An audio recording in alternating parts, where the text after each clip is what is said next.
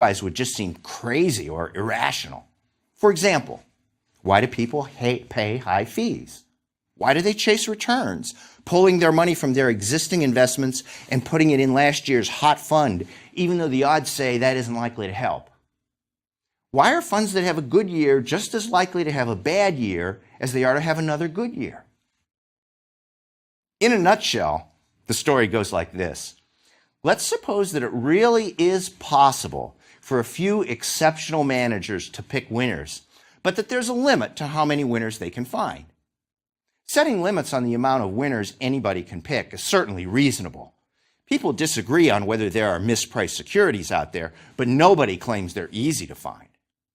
Besides, if a skilled trader tried to buy lots of shares in an underpriced security, then prices would begin to move against them. The stock would become fairly priced eventually.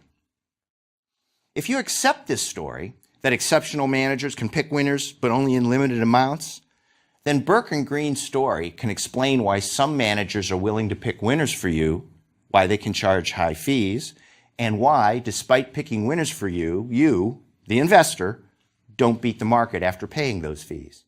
And Burke and Green's story doesn't need to resort to market psychology, irrationality, or people making mistakes. Here's a numerical example.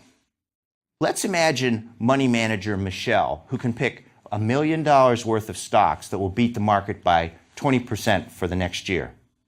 That's rather amazing. This woman is really good. Let's suppose that Michelle charges her customers an annual fee of 1% of assets under management. To keep it simple, suppose that the market is flat over the next year. This means that Michelle earns 20% of $1 million, or $200,000, in abnormal returns because she can pick winners, making the fund worth $1.2 million.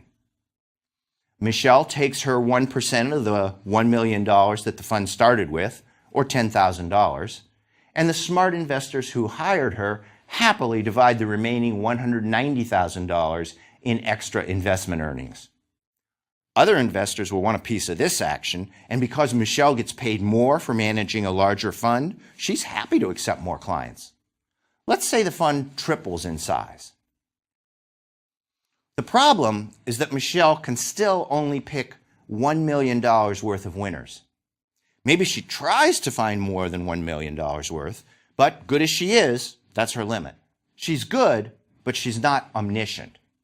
With $3 million under management, Michelle's fund again generates $200,000 on the $1 million worth of winners she picks. She only earns the market return on the other $2 million, though. She takes 1% of assets again, which is now $30,000.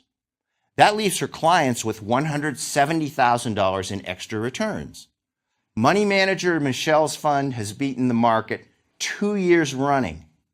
That makes for good advertising, so the fund attracts even more investors. How long can this continue?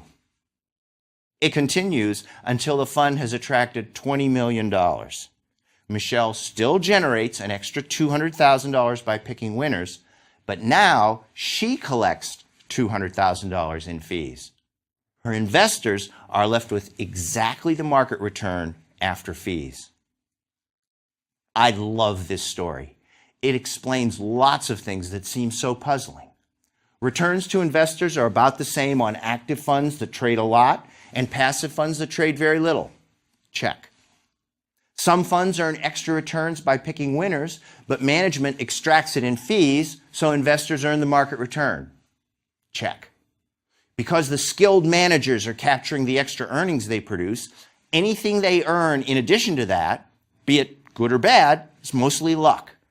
That means that good years are just as likely to be followed by a bad year as another good year. Check.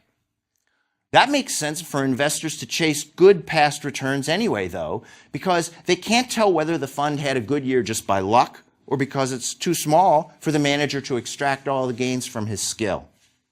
Check. If the extra returns are just luck, then they're wasting their time. But if the extra returns are